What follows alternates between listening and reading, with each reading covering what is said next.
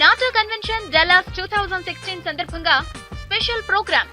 పాటల పోటీల్లో పాల్గొనండి, లక్కీ ఛాన్స్ కొట్టేయండి. అమెరికాలో 10 నగరాల్లో ఏప్రిల్ 29 నుంచి 25 minutes in the show. So welcome Mr. Markan to the show. Thank How are you today? I'm doing absolutely Okay. great. Now the burning topic right now is the STEM OPT. We will ask the attorney about the STEM OPT process. What is the qualification criteria? And the 12 months versus the 17 months, and the new regulation which has been changed to 24 months on the STEM OPT, which would give them 36 months, including the chaos that is out there with most of the students and most of the employers, especially the staffing firms. We will discuss. So Mr. Markan, Yes. can you explain the STEM OPT regulation? Yes. Thank you, Dan, for arranging and creating this platform again, which is for the public at large. And I think this is a perfect opportunity to bring this new regulation. Right. So today is last day for STEM OPT was 17 months. So what do you mean the last day? Because going forward, May 10th is the first day when the agency will start accepting applications of the new STEM OPT for 24 months. Okay. So today is the last day. Now, the criteria, the application process has gone significant change. So when you said today is the last day, Yes. they can still file for the 17-month extension if they still have time to put it in the email. So the Correct. immigration gets the application for the 17-month by tomorrow. No, that would not be the case. Any application which is pending May 10th or later, it will be processed under new rules. Okay. So you need to have approval before May 10th Okay. to claim older 17 months STEM OPT. Okay. Now, if you have any questions, you can call our numbers on the screen. Now we will try to ask Mr. Markan on the new process that has been implemented. I think this is effective tomorrow. The new form that is required to be attested by the employers, the triangular form with 3 signatures from the attestations from possibly the employer, employee, and the school DSO. Yes. So can you explain our viewers what is this new form, the 24 months OPT extension form I-983, which Correct. has been created? What are the consequences of attesting this form? Yes. And who qualifies as an employer? Who qualifies to attest this form? Yes. Now, thank you, Dan. First of all, to all the viewers, 12 months initial OPT is still the same. There are no changes. Only qualifying STEM degree holders can claim the benefit of 24 months OPT. So initial OPT is for everybody. It does not matter they work with the E-Verify employer or non-E-Verify employer. The change is substantial, big change, significant change has happened in 24 months OPT. So what it has brought flood of compliance, Okay. reporting requirement, and oversight. Okay. So compliance is by the employer, reporting is by the student, Okay. oversight is by the government. So this process was not Initially. there before? Yes, When initially- there was a 12-month OPT Yes. period, was the employer liable for any type of attestations before this plan has come in? Employer just need to sign I-9. Okay. When they hire EAD, విన్నారు కదా? initial 12 months OPT. If you have a question, you can call us on the numbers on the screen. మీరు తెలుగులో కూడా అడగచ్చు. Attorney Telugu మాట్లాడరు, నేను translate చేస్తాను. Screen పైన నంబర్స్ కాల్ చేయండి. క్వశ్చన్ అటర్నీకి వేద్దాం మనము. దీని గురించి please keep it to stem OPT for today. మనకు చాలా వ్యవధి లేదు ఇవాళ. So let's talk about the stem OPT. Now mister మార్కన్, Yes. now what is the consequence for let's say we have an employee employed through a staffing firm, like a Yes. consulting firm. Yes. Now these are typically placed or providing services to a third party client. Correct. So now what happens to these employees who want to extend, get the STEM OPT extension for 24 months? Can they continue to work for the staffing firms, or they have to be, as I read in one of your articles, Yes. it clearly states that this cannot be for a third party client Correct. side. There has to be an employer-employee relationship. Yes. as in H-1B. So is this something to do with the H-1B process, the way the H-1Bs have been, processed, including the labor condition application regulations? Is there any interconnection, or is this a threat to people that, on one side, they say there's a shortage of skilled workforce, Correct. but these type of new regulations, what do you think as an attorney? I'm assuming you're an AILA member, Yes. and you have a lot of information from the AILA. Correct. Now, is there any kind of lobbying effort that has been undertaken by the American Immigration Lawyers Association, or what do you personally think? Yeah, so we have submitted as AILA, as a lobby, have submitted our comments that this regulation is not user-friendly. It's not going to take us forward. It's more designed for traditional bona fide employer-employee relationship. So what this regulation... But then, Yes. this is what the viewers think out there in the market.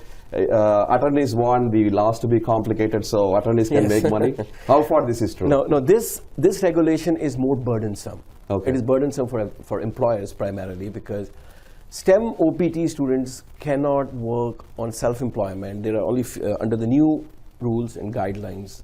We will see the net effect of the STEM OPT.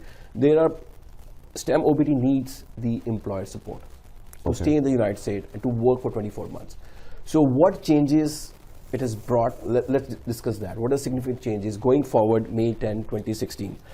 First of all, this introduction of Form I-983. That is the participation of student and employer on the other side. They both have to come on a common ground. The special and heavy focus is on training plan, performance evaluation. Training, what do you mean training plan? Training plan means whatever kind of training. I'm assuming the training, they join school when they major, Yes. one of these science, technology, engineering, STEM degrees. Now, they don't go for a training, that's not training? What it means is... You mean the practical training? Correct. Optional practical training, the employee has to work in a field or area relating to his study. Okay. So if he is graduate of computer science, he cannot work in an industry which is very unrelated to Okay. IT, or his title is unrelated to his area field of study. So STEM, 24 months STEM OPT has clarified and it has settled the dust. Okay, now, I read somewhere, since the OPT itself is an EAD card. Yes. Before we get there, we have a caller. Welcome to TV5. Hello. Hello. Yeah. Hi. My name is Madhu. Hello. Can you be louder? Your name and location, please. My name is Madhu. I'm from Phoenix. Madhu Chapandi, please. You're on the air. Okay. So, hi. Thank you for all the good programs there. My question is, see, I'm already on OPT extension now. Okay. Yes, please, Madhu, go ahead. I heard that after now the OPT is extended for like 24 months, right? So, is there any option? అంటే మాకు ఇంకో అంటే ఇప్పుడు already నేను 1 year అయిపోయింది కదా. So now I'm on OPT extension, right? Okay. So can I extend for another 6 months, which is already like 24 months, right? So can I extend for next 6 months the one which is added right now? So can I do that? So you, Madhu Garu, you already have extended for 17 months? Yes. Okay. So, okay. Thank you, Madhu Garu. Please keep watching. Now, his question is, Can he he's claim? already extended for 17 months. Now, can he claim the remainder or the additional 7 months? Yes, the transition window will be open for 90 days. There is a transition plan introduced by ICE, studyintheunitedstates.com. There's a STEM OPT hub. So during that transition plan, you can claim additional 7 months of OPT, taking you to 24 months, but you need to go through under new regulation. So you need to submit with your I-765 application, employer certification signed by you and your employer. So the answer is yes, and there's a limited time. You have to file within 90 days. So I would strongly encourage you to go through STEM OPT hub. The transition plan is beautifully explained, and you will come under the new regulation. And then they will give you additional 7 months, sorry. Okay. STEM OPT hub. Yeah. Madhu Garu, thank you for calling. Please keep watching. Sure, thank you. Now, when you said Immigration and Customs Enforcement, Correct. we all know that this is a enforcement wing Yes. who can police of the Department of Homeland Security. What is the reason why the OPTs or the something to F1s has been given to the Immigration and Customs Enforcement to manage? Why not the other departments like other agencies like USCIS or USDOL? Yes. Is that something that they foresee a lot of misrepresentation or fraud? Is that the reason why they have put in the Immigration and Customs Enforcement? I think Dan, it's more of a matter of choice because ICE controls immigration to the United States within 100 miles of the border. Okay. That was the primary So goal that of they ICE immigration. also work for the USCIS or No, they work for the DHS. DHS, Department of Homeland Yes, Security. DHS has 22 agencies. Okay. One of them is ICE, another of them is CBP, USCIS, and there are multiple other small agencies within Okay, DHS. so let's go back to the STEM Yes. OPT regulation that we were The discussing. changes. Yes. So the significant change which has happened, all viewers should know, May 10th is a new day for 24 months OPT. So that is tomorrow? Tomorrow. Okay. Any application which is pending, which you have applied for 17 months will be considered under new rules. Okay. They will automatically, RFEs will be issued because the regulation, the guidance just came so recently, the RFEs will be issued No, but one question here. to submit Form I-983. One question here.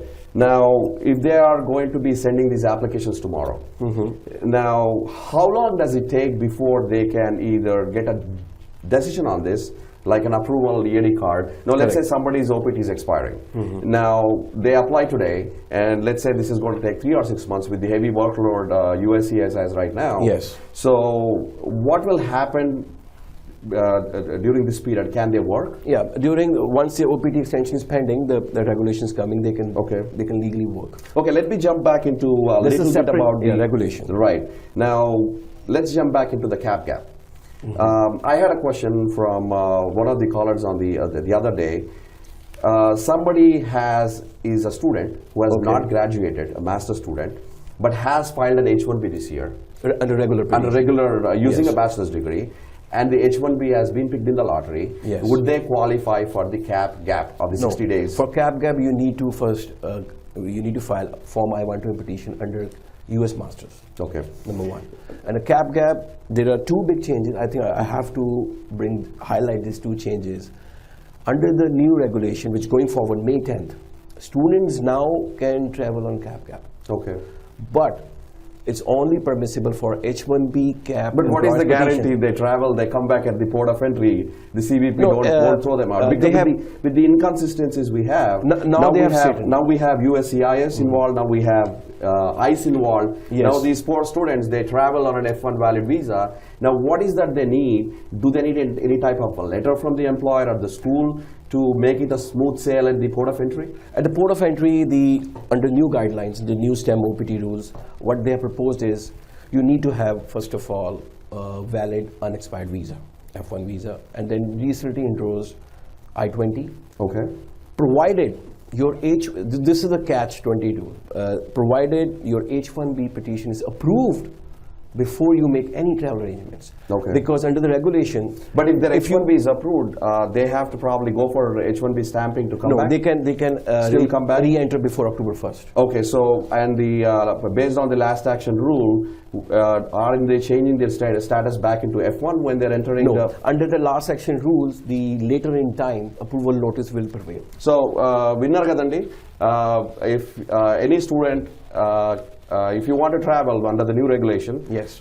if your STEM OPT or the H-1B is pending, attorney is saying it is okay to do so. Under cap But I gap want to provision. remind the viewers, the information that we are providing on this show is for informational purposes only, and you are not creating any attorney-client relationship, and TV5 is not responsible for any information that you use your personal reasons. Okay. So to re-emphasize, travel during cap gap is permissible, provided your petition I-129 is approved.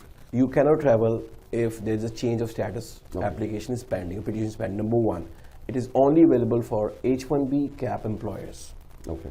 Now, we only have, due to the delay today, we only have 5 more minutes. If you want to ask us a question, please dial the numbers of the screen. మీరు నన్ను తెలుగులో అడగచ్చు. Screen పైన ఉన్న నంబర్స్కి call చేయండి. అటర్నీతో మాట్లాడదాము. ఇంకా మరిన్ని విషయాలు తెలుసుకుందాము. Okay, now going back into the STEM. Now, one last thing before we end the show for today because we don't have much time. Sure. Now, can they continue to work with the staff? Let's say somebody is employed with a staffing firm. Yes. And working at the third-party client side. I'm sure 90% of the OPTs are employed through staffing firms. Yes. Now, what will happen with this 7-page form? Now, can they continue to? I see one of the pages. It says the worksite address. So. Can they continue to work at a client site? No. It doesn't have, it has only one location for an address. Correct. So I'm assuming this is the direct employer. But now what happens, somebody's 12-month is expiring and they are employed through a staffing firm. Yes. So do they have to quit? The regulation is very straightforward and it targets labor for hire, staffing, IT companies. Okay.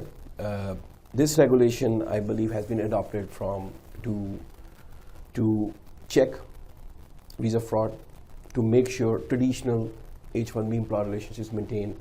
What is not permissible? What type of employment is not permissible? Number one is volunteering. Okay, before we continue with, we have a caller. Hello. Welcome to TV5. Hello, చెప్పండి.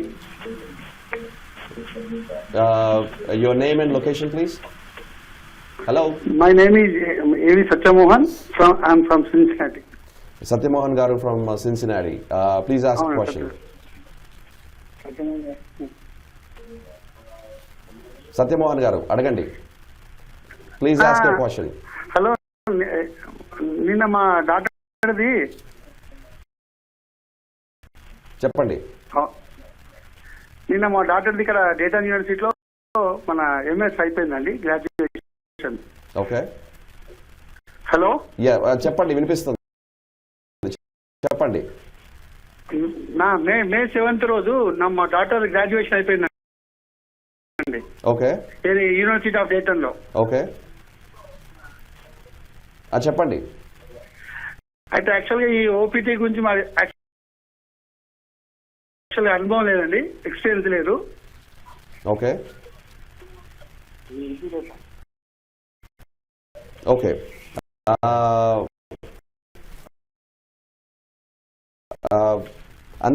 OPT గురించి మీరు తెలుసుకోవాలనుకుంటున్నారా? OPT programme గురించి మాకు idea లేదండి, ఎట్లాంటి system ఎట్లుంటుంది.